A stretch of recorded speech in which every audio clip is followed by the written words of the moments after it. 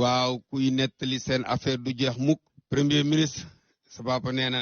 mi ngi ngeen baal ko àq mi ngi lay ñaanal yàlla loolu ko président sant ci yow pour mu ñaanal la pour gannaawam ne mi ngi la ciy ñaanal yàlla bu baax ndax liggéey boobu nga xam ni président mi ngi koy liggéey ne ñaan gi benn gënu cee fort bi la Maodo ñaanal wax ni foo jëm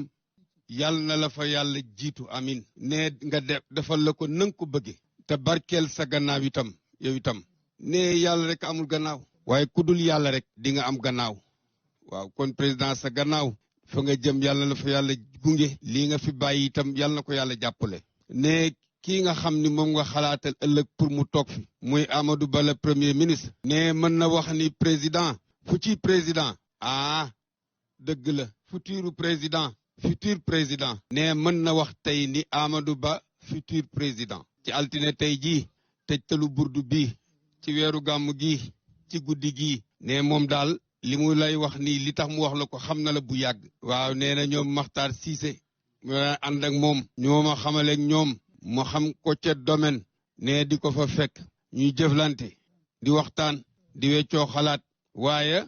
ne mosul dugg mukk ci mbiru jàmbur ne booba daal la ñu seq ak la ñuy wax rek la ñuy wax mu jeex waaye leneen lu dul loolu mënu cee dugg réew mi nag réewum yàlla la ne te jaam yi fi nekk nag njabootu yàlla lañu bu ca yàlla tànnee kenn ci doon tànn kenn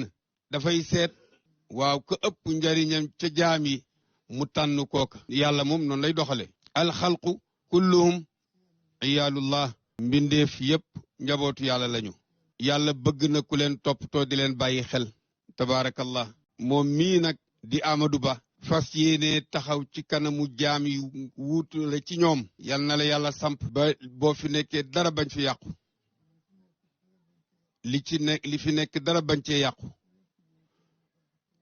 lépp jëm kanam ci réew mi incha allah li ñuy wax Sénégal émergent yal na yàlla def mu gën a émergent ci sa loxo commencé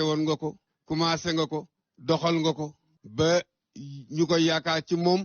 yal na ko ci yàlla jàppale ndax su boobaa suñu njariñ la ñun ñëpp